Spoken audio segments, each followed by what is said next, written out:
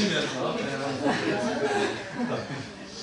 우리 하나님께서 주신 말씀 함께 공독하도록 하겠습니다. 출애굽기 14장 21절에서 31절의 말씀입니다. 출애굽기 14장 21절에서 31절까지 말씀입니다.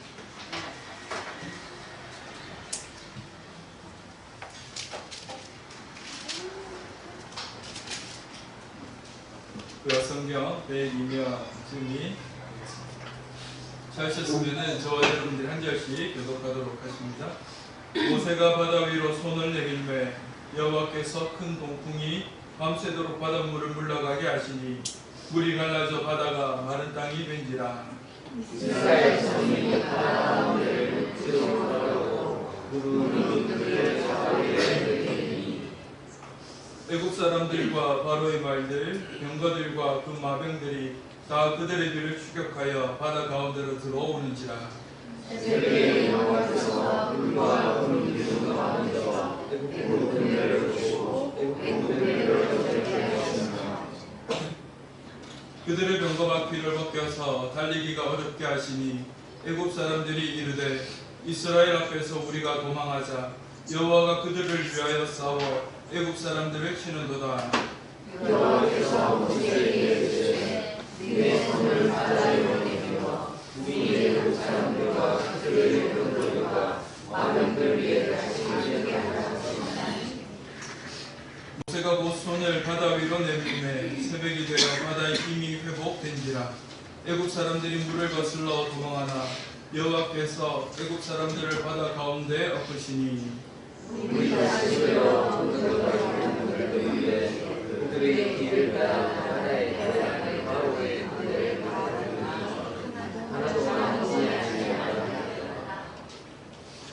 그러나 이스라엘 자손은 바다 가운데를 육지로 행하였고 물이 좌우의 벽이 되었더라. 그날에 여호와께서 이같이 이스라엘을 애국 사람이 들고서 다스리시니 이스라엘이 바닷가에서 애국 사람들이 죽어 있는 것을 보았더라. 같이 있습니다. 이스라엘이 여호와께서 애국 사람들에게 행하신 그 큰 능력을 보았으므로 백성이 여호와를 경외하며 여호와와 그의 종 모세를 믿었더라. 아멘. 오늘 이 설교 원고에는 없는 이야기인데요. 재미난 이야기를 하나 할까 싶습니다. 찬양을 이제 우리가 조금 전에 했지 않습니까? 이 십자가 그 사람 찬양을 하다가 제가 이제 가슴과 이렇게 손을 얹어서 찬양을 했어요. 찬양의 가사가 감동이 있고 그리고 또 저에게 감격을 주어서 가슴과 이렇게 손을 얹었는데 갑자기 이 한 손, 왼손을 딱 얹었는데 너무 편안한 거예요. 배에 딱 걸치고 있으니까 배에 딱 이렇게 걸쳐 있으면 되게 편하네. 그런 생각이 드는 겁니다. 그래서 여러분들 뭔가 팔이 부자연스럽다, 팔이 뭐 힘들다, 어렵다, 좀 불편하다, 뱃살을 좀 키우십시오. 그리고 그의 손을 딱 얹고 계시면 아주 편하다라고 하는 걸 느끼실 수가 있을 겁니다. 며칠 전 다큐멘터리 하나를 보았습니다. 그 다큐멘터리가 이제 제목이 뭐냐면 홍해를 가른 모세의 기적 과학으로 추론하다라고 하는 제목의 다큐멘터리였습니다. 내셔널 지오그래픽이라고 하는 곳에서 이제 만드는데 이 회사는 이 자연과 과학과 신비한 일들에 대한 이 다큐멘터리를 이제 많이 만드는 그런 이제 영상 회사예요.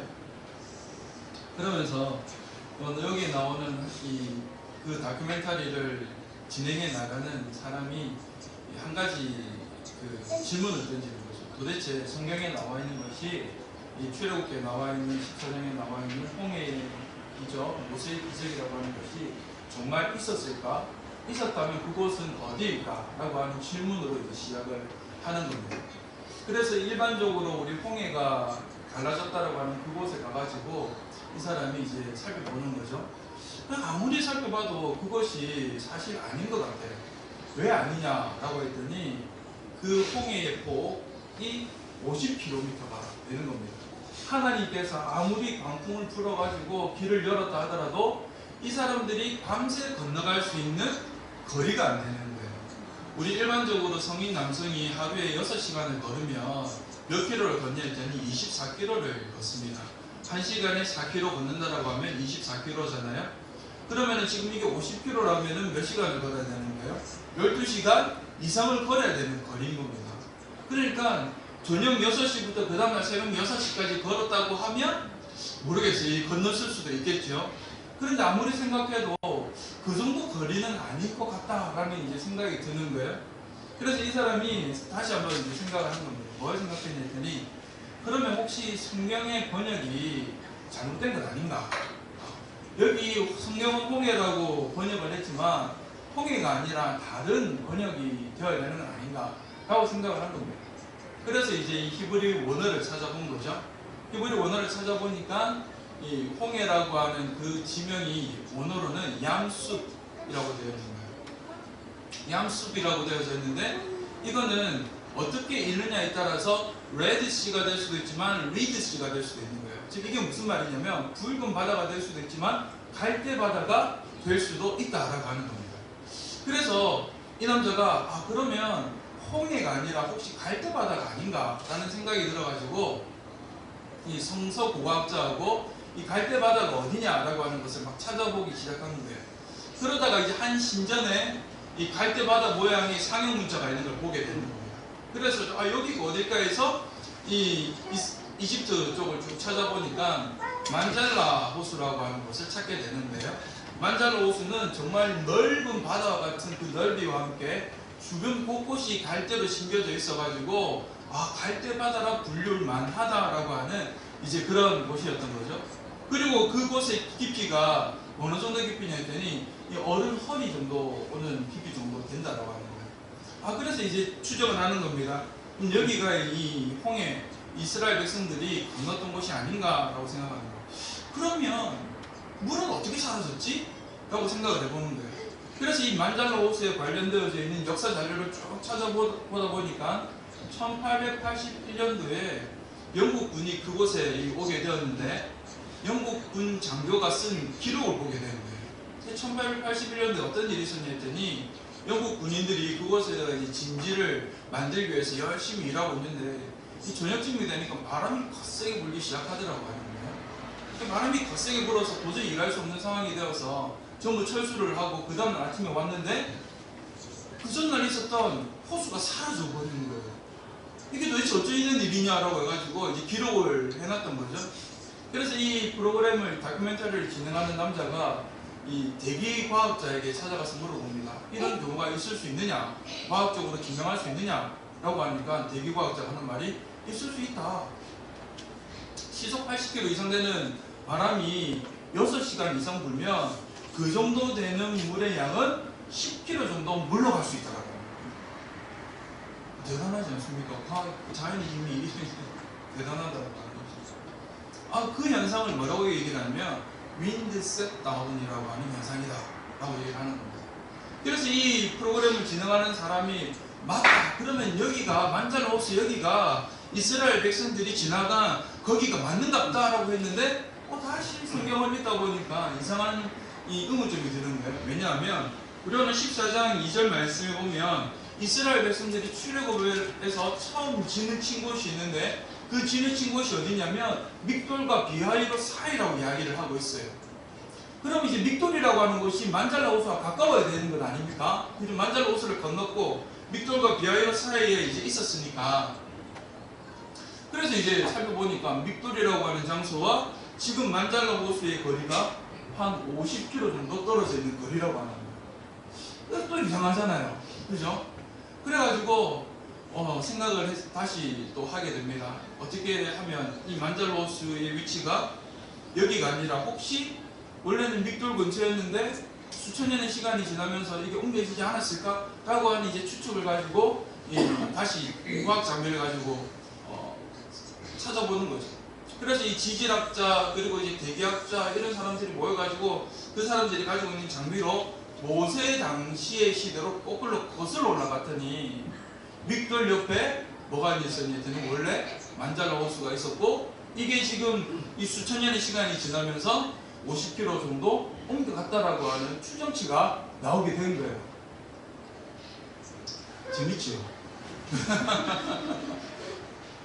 저도 그게 한 30분 되는 다큐멘터리인데 뭐 시간이 어떻게 지나가는지 모르게 쳐다보고 있었습니다. 보면서 와, 이제까지 봤던 이 홍해의 기적이 일어났던 장소라고 하는 추정하는 그 모든 다큐멘터리 중에 이게 가장 이 성경에 가까운 이야기지 않나라는 그런 생각이 들었어요. 왜냐하면 다른 이 이야기들은 이스라엘 백성들이 출애굽했던 당시의 그 출발점을 제외하고 이야기를 하고 있습니다. 그런데 방금 제가 말씀드렸던 다큐멘터리 같은 경우는 이 만달라라고 하는 호수가 어디에 있냐면 이스라엘 백성들이 살았던 고센 땅에 있는 호수예요. 그러니까 출발점이 거기가 이제 되는 거죠. 거기로부터 출발을 해가지고 만달라 만약에 호수를 건넜다면 만달라 호수를 건너서 그리고 이제 이 광야로 들어왔다고 추정을 해볼 수가 있는 겁니다. 그런데요, 제가 그거 보면서 의문점이 들었어요. 두 가지 의문점이 들었는데 어떤 의문점이 들었냐 했더니 첫 번째 의문점은 그 강풍이 몰아치는 그때 200만이나 되는 사람들이 물이 지나가려면 얼마나 오랜 시간이 이 과학적으로 설명했을 때 6시간 이상 이 강풍이 불어야지 그게 강물이 드러난다고 했잖아요. 그럼 그 강풍이 부는 그때 이스라엘에 200만이나 되는 그 사람들은 어떻게 그걸 견디면서 마른 땅을 건너갈 수 있었을까라고 하는 겁니다. 시속 80km라고 하면 초속으로 따지게 되면 이게 이 1초당 거의 한 100m 정도 가는 그런 거리의 바람이거든요. 그러니 그 정도 바람이면은 소형급 태풍이란 말이죠. 그 태풍에 전부 다 우리 어떻게 합니까? 다 집에 꽁꽁 숨어 있어야 되는 텐데 이 사람들은 거기를 건너갔다라고 합니다. 그게 의문점이 드는 겁니다. 그리고 두 번째 의문점이 드는 건 뭐냐면 그래 만달라 호수 맞다라고 치자. 그때 윈디스 다운 현상이 일어나가지고 바람이 불어서 물이 밀려갔다고 치자. 그리고 그런 그 두 가지 우연히 왜 하필 이스라엘 백성이 출애굽한 그 당시냐라고 합니다. 어떻게 그 우연히 출애굽하는 그 당시에 일어나서 그들은 홍해를 건너고 이 애굽의 군대는 수장을 당하는 일이 그때 왜 일어났냐. 그래서 제가 생각했습니다. 그때 그렇게 맞춰오신 것 그 자체가 기적이구나 라고 하는 생각을 합니다. 우리가 여기에서 생각해봐야 될 것이 있습니다. 우리 많은 사람들이 성경의 이야기들을 가지고 성경에 일어나는 기적들을 가지고 이거 어떻게 한번 과학적으로 해석을 한번 해볼까? 이거 과학적으로 증명을 한번 해볼까라는 생각이 들어요. 왜 그렇게 생각을 하냐면 두 가지 반응이 있을 수 있겠죠. 하나는 과학적으로 설명해서 이거 하나님 기적 아니야. 과학적으로 다 일어나는 일이야. 그러니 하나님 없어 라고 하는 그런 마음이 있을 것이고, 두 번째는 과학적으로 설명이 되는 걸 통해서 봐봐, 그때 당시에 우리가 지금 알지도 못하는 그 당시에 과학적인 일이긴 하지만 놀라운 일이 일어나고 인하여서 하나님 이걸 이렇게 만들어 놓으신 것 아니냐라고 하는 어떤 과학적 이 변증을 통해서 하나님의 살아계심을 또 이야기하려고 하는 두 가지 반응 때문에 그런 것 아닌가라는 생각이 들어요. 이 생각이든 저 생각이든 간에 저는 출발점이 잘못되었다고 생각합니다. 왜냐하면 우리는 현상을 가지고 현상을 해석하려고 해서는 되는 것이 아니라 우리 하나님의 말씀을 읽고 이해하기 위해서 하나님의 말씀을 제대로 파악하기 위해서는 왜 일어났느냐, 그게 중요한 것이죠. 왜 출애굽을 해야만 했느냐, 왜 홍해가 갈라져야만 했느냐, 왜 하나님께서 물을 가르셔야만 했느냐, 왜 그들이 그것을 건너야만 했느냐 라고 하는 왜라고 하는 질문을 먼저 해야 된다는 거예요. 현상이 어떻게 일어나게 되었느냐, 이것을 변증하고 이것을 과학적으로 검증하는 것이 아니라 하나님께서 그것을 이루고 난 그 이유가 무엇이고 그 이유를 통해서 일어난 결과가 무엇이냐, 이유와 결과에 집중을 해야 되지 현상에 집중해서는 안 된다는 거예요. 그렇게 현상에 집중하다 보면 하나님의 말씀을 제대로 이해할 수가 없어요. 그래서 오늘 우리의 말씀, 이 말씀도 우리 읽었던 출애굽기 14장 말씀도 현상에 집중하고 하나님께서 일으키셨던 그 기적적인 그 일에 집중하는 것이 아니라 하나님께서 왜 그 기적을 일으키셨는가 라고 하는 것을 알아봐야 하는 거예요. 오늘 본문 말씀에 그 답이 나와 있습니다. 그 답이 뭐냐면 30절하고 31절의 말씀이에요. 우리 말씀 2절의 말씀인데요. 함께 읽어보도록 하겠습니다. 30절과 31절의 말씀입니다. 시작. 그날에 여호와께서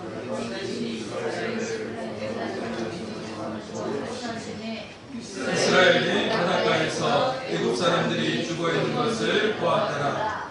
이스라엘이 여호와께서 애굽 사람들에게 행하시 그 큰 능력을 보았으므로 백성이 여호와를 경외하며 여호와와 그의 종 모세를 믿었더라. 아멘. 하나님께서 동풍을 풀어 물이 갈라지게 하시고 그들을 건너게 하신 이유가 첫 번째 뭐라고요? 구원하기 위함이었다. 두 번째가 그 일을 통하여서 여호와 하나님을 믿게 하기 위함이었다고 하는 거예요. 하나님께서 이 일을 일으키셨던 이유는 그 백성을, 그 언약 백성을 구원하여서 그들의 하나님이 바로 자기 자신이다라고 하는 것을 믿게 하기 위하여 우리 하나님께서 그 일을 이루셨다라고 하는 것입니다. 그래서 우리 주변에서 일어나는 모든 일들을 가지고 우리가 생각할 때 이 기준으로 생각해야 됩니다. 그 일이 일어나는 현상에 우리가 집중하는 것이 아니라 그 일이 일어나는 원인, 그리고 그 원인을 통한 결과가 무엇일까? 라고 하는 것에 우리가 집중해야 되는 거죠. 이 이야기를 욥기서에서는 이렇게 표현하고 있어요. 욥기 33장 28절에서 30절 말씀인데요. 하나님이 내 영혼을 건지사 구덩이에 내려가지 않게 하셨으니 내 생명이 빛을 보겠구나 하리라. 실로 하나님이 사람에게 이 모든 일을 제삼 행하심은 그들의 영혼을 구덩이에서 이끌어 생명의 빛을 그들에게 비추려 하심입니다. 아멘. 하나님께서 사람에게 여러 가지 일들을 행하시는데 어떤 일들을 행하시느냐? 구덩이에 내려가는 일들을 행하게 하신다라고 하는 거예요. 여러 가지 힘들고 어려운 상황 가운데 내려가게 하신다라고 하는 겁니다. 그러나 그때 그 일을 한 번으로 하는 것이 아니라 두 번, 세 번, 여러 차례 행하시는데 그 일을 행하시는 이유가 무엇이냐? 생명의 빛을 그들에게 비추려 하시이라고 합니다. 우리 이 앞에 영상 하나 보지 않았습니까? 김송혜라고 하는 가수예요. 이 가수가 누구냐면 우리 옛날에 그 강원래라고 하는 가수가 있었습니다. 아주 유명한 듀엣 힙합 그 노래하는 가수였는데 이 사람이 교통사고를 해가지고 이제 하반신 불구가 되었죠. 장애인이 되었어요. 이 사람하고 결혼해가지고 이 강원래를 뒷바라지하는 가수가 이 김송희라고 하는 가수예요. 이 가수가 뭐라고 얘기를 합니까? 자기의 그 인생이 묵묵히 않았다라고 합니다. 이혼한 가정에서 살고 힘들고 어려운 상황 속에 살고 남편은 저렇게 반신불수가 되어서 살고 있는 그런 인생 가운데 살았다라고 하는 거죠. 그리고 또 청천벽력 같은 소식이 떨어졌는데 그게 뭐냐 했더니 자기 어머니가 뇌종양에 걸려가지고 이제 말기암 환자로서 이제 오늘 내일 하고 있다라고 하는 거죠. 이 사람은 지금 계속해서 구덩이에 내려가고 있는 중이에요. 그런데 하나님께서 어떻게 하셨나요? 그 어머니를 만나러 호주에 갔을 때 생명의 빛을 그에게 비춰주심으로 말미암아 그가 구원받는 그리고 하나님을 믿게 되는 일로 일어나게 되었다라고 하는 것 아닙니까? 아멘. 이 하나님의 놀라운 일이 구약 성경에만 있는 게 아니에요. 신약 성경에도 나타나고 있습니다. 그것이 뭐냐면 바로 십자가 사건이라고 하는 거예요. 십자가 사건은 기적입니다. 왜 기적이냐면 그곳에서 용서라고 하는 일이 일어났기 때문입니다. 사함이라고 하는 일이 일어났기 때문에 십자가의 사건은 기적의 사건이라고 이야기를 할 수가 있습니다. 그런데 왜 우리 하나님께서 그 십자가 사건을 일으키셨는가 하고 했을 때 용서의 기적을 통해서 우리를 뭐하기 위하여서요? 구원하기 위하여서 또 우리 주 예수 그리스도를 믿게 하기 위하여서 그 십자가 사건을 일으키셨다라고 합니다. 그러면 왜 용서가 기적이냐? 왜 용서가 기적입니까? 용서라고 하는 것은 용서를 구하는 사람이 있어야지만 용서해 줄 수가 있게 되지요. 용서를 구하는 사람이 없으면 용서를 할 수가 없어요. 그런데 우리 주님께서 십자가에서 달리셔서 하셨던 첫 번째 말이 뭡니까? 아버지 저들을 사하여 주옵소서. 어느 누구 하나 하나님 앞에 용서 구하지 않습니다. 도리어 십자가에 달리신 예수 그리스도를 비난합니다. 네가 하나님 아들이냐? 그러면 거기서 내려와봐 라고 얘기를 합니다. 네가 구원할 수 있다고 하느냐? 그럼 네가 네 스스로 구원해봐 라고 이야기를 합니다. 사람들만 그렇게 했습니까? 그 좌우에 달려있는 강도들조차도 예수님을 향하여서 얘기를 합니다. 네가 그리스도라고 하지 않았어? 그렇다면 너와 우리를 구원해봐 라고 비난하고 부정을 하였죠. 그러나 우리 주님께서는 거기에서 용서 구하는 자가 아무도 없음에도 불구하고 우리 하나님을 향하여서 저들을 용서해 주십시오라고 하는 상식을 넘어선 이야기를 하고 있다라고 하는 거예요. 기적이 뭡니까? 기적이라고 하는 것은 우리의 상식을 넘어서 있는 것이 바로 기적인 것이죠. 그러니 그곳에서 우리 주 예수 그리스도의 십자가 사건을 통하여서 우리 하나님 우리에게 용서의 기적을 보여주고 있으시더라라고 하는 거예요. 두 번째 이제 용서가 기적인 이유가 있는데요. 그것은 뭐냐면 그 십자가 사건의 용서의 기적이 지금도 이루어지고 있다는 겁니다. 2000년 넘는 그 시점에 우리 주님께서 십자가에 달리셨는데 2000년이 지난 시점에 호주에서 그 김성애라는 가수의 어머니에게 뭐가 이루어진 거예요? 용서가 이루어졌다는 겁니다. 그 어머니가 뇌종양으로 인해서 힘들고 아픈 그 상황 속에 목사님이 오셔서 복음을 전하니 그 입술에서 뭐가 고백이 되는 거예요? 주님, 내가 죄인입니다. 나를 용서해 주소서라고 하는 고백이 일어나는 거예요. 그런데 그 고백이 일어나기 이전에 우리 주님께서 뭐 어떻게 하셨다고 하는 겁니까? 2000년 전에 이미 용서해 주셨다라고 하는 거예요. 우리가 회개합니다라고 하는 그 고백만 하면 이미 그 이루어져 있는 용서의 열매가 우리 안에 맺혀지게 된다라고 하는 것이지. 그래서 지금 여러분들 이 자리에 앉아 있는 거 아닙니다. 저도 우리 하나님을 인격적으로 강력하게 만났던 경험이 3번이 있어요. 하나님을 강력하게 만나야 우리 하나님을 만난 건 아니지만 소소하게 여러 가지 우리의 일상 가운데에 하나님의 살아계심을 경험하는 것도 하나님을 만나는 거지만 강력한 하나님의 만남이 있을 때마다 제 안에 일어나는 고백이 있는데 그게 뭐냐면 하나님, 내가 죄인입니다. 나를 용서해 주셔서 감사합니다라고 하는 고백.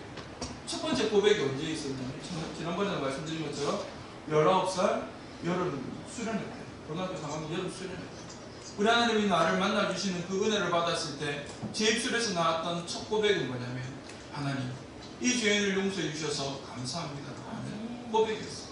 두 번째가 언제냐면 37살 때였습니다. 세 번째는 39살 때였어요.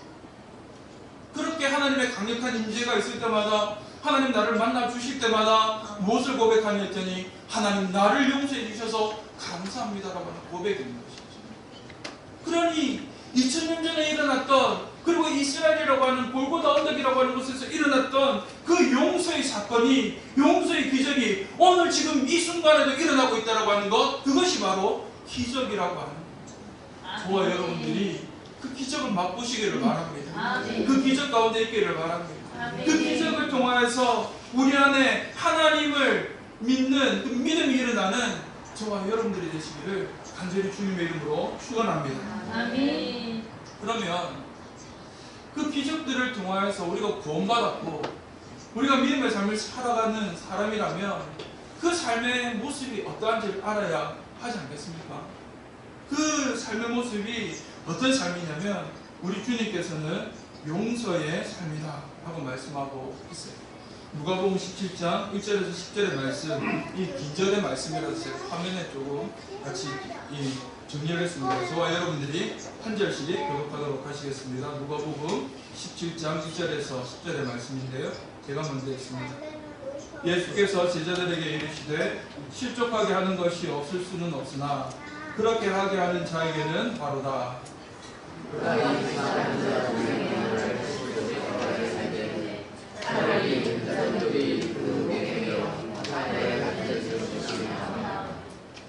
너희는 스스로 조심하라. 만일 내 형제가 죄를 범하거든 경고하고 회개하거든 용서하라.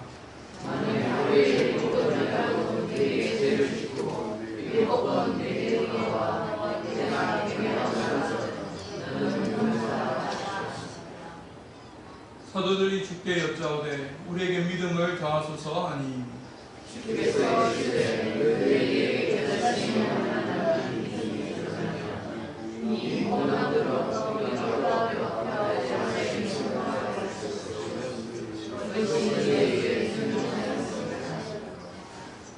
너희 중 누구에게 밭을 갈거나 양을 치거나 하는 종이 있어 밭에서 돌아오면 그더러 곧 와 앉아서 먹으라 말할 자가 있느냐.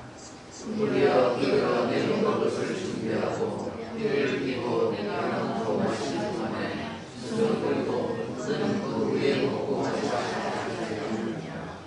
명한 대로 하였다고 종에게 감사하겠느냐. 그와 같이 너희도 명령받은 것을 다 하는 후에 이르기를 우리는 일하는 종이라 우리가 하여야 할 일을 하는 뿐이라. 아멘. 오늘 이 말씀이 사실은 두 가지처럼 보이죠. 여러분들 읽었을 때 두 가지처럼 보이지 않습니까? 1절에서 4절까지는 용서에 관한 말씀 같고 5절부터 10절까지는 믿음에 관한 말씀 같이 보입니다. 떼서는 그렇게 이야기를 할 수도 있겠죠.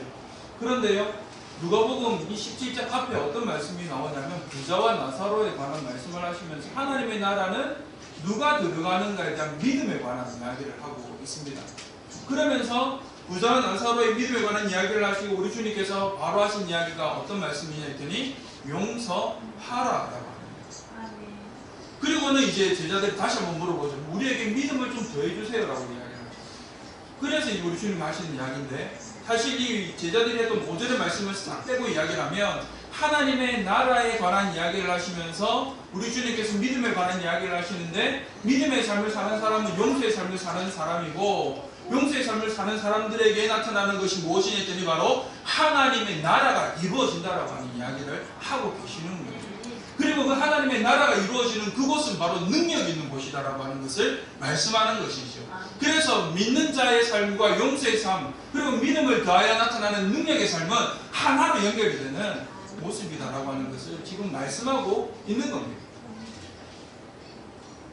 하나님의 나라는 천국은 어디에서 시작이 되느냐? 바로 용서에서 시작합니다. 믿는 자가 용서할 때 그 용서를 통하여서 그곳 하나님의 나라가 이루어지는 겁니다. 그 용서의 능력으로 하나님의 나라가 세워지는 것이죠. 그래서 예수님께서 십자가에 달리셔서 저들을 용서해 주시옵소서라고 했을 때 두 번째 말씀이 뭡니까? 강도들이 비방하다가 그 중에 한 사람이 주님 그 나라에 임하실 때에 나도 주님과 함께 있게 해주시옵소서라고 할 때 우리 주님께서 그 영혼을 향하여서 오늘 네가 나와 함께 낙원에 있을 것이다 라고 말씀하셨어요. 용서 다음에 뭐가 이루어지는 거예요? 낙원이 하나님의 나라가 선포되고 하나님의 나라가 이루어지게 되는 거예요. 그래서 하나님께서는 말씀 있지 않습니까? 하나님의 나라는 말에 있지 않다. 하나님의 나라는 능력에 있다. 어떤 능력이요? 믿음의 능력인데 그 믿음의 능력이 용서로 나타나는 그때에 하나님의 나라가 그곳에 이루어지는 능력으로 나타나게 된다라는 거예요. 그래서 우리가 예수 그리스도를 믿는 사람, 기적과 같은 하나님의 그 건지심을 통하여서 내가 구원받아 예수 그리스도를 믿는 사람이라면 우리는 어떤 삶을 살아감으로 인해서 하나님의 나라를 만들어야 되느냐? 용서의 능력으로 하나님의 나라를 만들어가야 한다라고 합니다. 그렇게 하지 않는 사람은 사탄의 계략에 빠진 사람이라 성경은 말씀하고 있습니다. 사도 바울이 고린도후서 2장 10절과 11절에서 용서에 관한 이야기를 합니다. 고린도 교회를 향하여서 너희 중에 누군가가 너희를 근심하게 하는 사람이 있느냐? 그러면 그 사람 나에게 근심케 하였다고 해서 질책하고 책망하고 그리고 비난하지 말라. 도리어 그를 용서하라 라고 이야기합니다. 용서하는 일이 사탄의 계책에 빠지지 않는 일이다라고 얘기를 합니다. 바꿔 말하면 뭡니까? 어느 누군가가 나를 힘들게 만들고 어렵게 만들고 괴롭게 만드는 그 순간에 내가 그를 향해서 비난하고 비판하고 질책하고 용서하지 아니하고 정죄한다면 그 사람은 어디에 빠지는 거예요? 사탄의 계책에 빠지는 거예요. 그러니까 용서하지 못하는 곳에는 하나님의 나라가 이루어질 수 없다라고 하는 것이죠. 용서하는 사람에게는 용서할 수 있는 사람에게는 사탄의 계책에 빠지지 아니하니 그곳 하나님의 나라가 이루어질 수밖에 없다라고 하는 거예요. 우리 사랑하는 여러분교회 성도 여러분, 저와 여러분들은 우리 주 예수 그리스도의 그 용서의 기적을 통하여서 구원받은 자들인 줄로 압니다. 그리고 그것을 믿음으로 고백하는 이들인 줄로 믿습니다. 그렇다면 우리에게 일어나야 되는 삶은 어떤 삶이 되어야 되느냐? 믿는 자로서 용서할 수 있는, 용서의 능력이 있는 삶을 살아가야 한다라고 합니다. 그렇게 용서가 이루어질 때 그곳 하나님의 나라가 온전히 이루어지는 거죠. 그래서 이 시간 이후에 우리 안에 캐캐묵은 그런 사람에 대한 원망, 그리고 또 상황에 대한 분노, 그런 것들은 용서할 수 있는 저와 여러분들이 되시기를 바랍니다. 이전 것은 지나갔으니 보라 새 것이 되었다라고 할 때 우리 주님께서 왜 보라 새 것이 되었다라고 얘기를 합니까? 이전에는 원망하고 분노하고 그리고 또 비난하고 절망했던 그런 죄인의 모습이었지만 이제 너의 안에는 구원받은 자로서의 용서함이 우리를 새롭게 하였다라고 하는 그런 말씀으로 우리를 새롭게 하였다, 새롭게 되었다는 말씀하는 것 아니겠습니까? 그것이 바로 우리 주 하나님의 우리를 향한 놀라운 사랑입니다. 우리 하나님께서 우리를 사랑하셨기에 십자가에서 용서라고 하는 놀라운 기적의 은혜를 베풀어 주심으로 우리를 구원하신 것입니다. 그렇다면 우리가 그 은혜를 받은 사람이라면, 그 사랑을 받은 사람이라면 우리도 우리 주와 함께 그 길을 걸어가는 사람들이 되어야 하는 것 아니겠습니까? 그 길에 함께 동참하는 저와 여러분들이 되어서 우리의 마음속에 묵혀두고 있던 사람에 대한 원망, 그리고 또 상황에 대한 원망, 그리고 또 여러 가지 관계에 대한 절망과 원망, 분노들을 깨끗하게 이 시간 우리 주의 성령의 은혜를 통하여서 물처럼 녹여 흘려보내는 귀한 시간이 되시기를 주님의 이름으로